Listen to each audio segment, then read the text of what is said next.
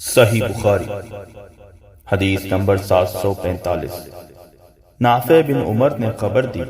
کہا کہ مجھ سے ابن ابی ملیکہ نے اسما بنت ابی بکر سے بیان کیا کہ رسول اللہ صلی اللہ علیہ وسلم نے سورج گہن کی نماز پڑھی۔ آپ صلی اللہ علیہ وسلم جب کھڑے ہوئے تو دیر تک کھڑے رہے، پھر رکوع میں گئے تو دیر تک رکوع ہی میں رہے، پھر رکوع سے سر اٹھایا تو دیر تک کھڑے ہی رہے، پھر دوبارہ رکوع میں گئے اور دیر تک رکوع کی حالت میں رہے، اور پھر سر اٹھایا، پھر سجدہ کیا اور دیر تک سجدہ میں رہے، پھر سر اٹھایا اور پھر سجدہ کیا اور دیر تک سجدہ میں رہے،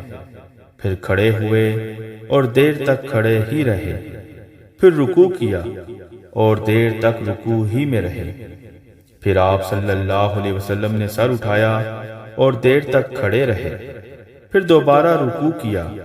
اور آپ صلی اللہ علیہ وسلم دیر تک رکوع کی حالت میں رہے، پھر سر اٹھایا، پھر آپ صلی اللہ علیہ وسلم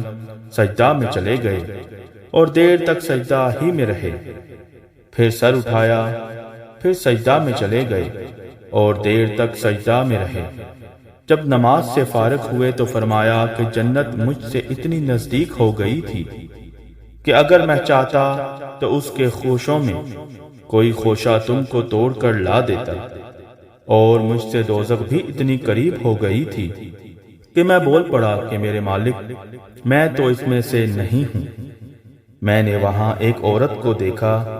نافع بیان کرتے ہیں کہ مجھے خیال ہے کہ ابن ابی ملیکہ نے بتلایا کہ اس عورت کو ایک بلی نوچ رہی تھی۔ میں نے پوچھا کہ اس کی کیا وجہ ہے؟ جواب ملا کہ اس عورت نے اس بلی کو باندھے رکھا تھا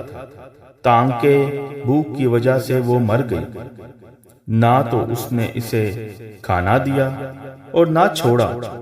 کہ وہ خود کہیں سے کھا لیتی۔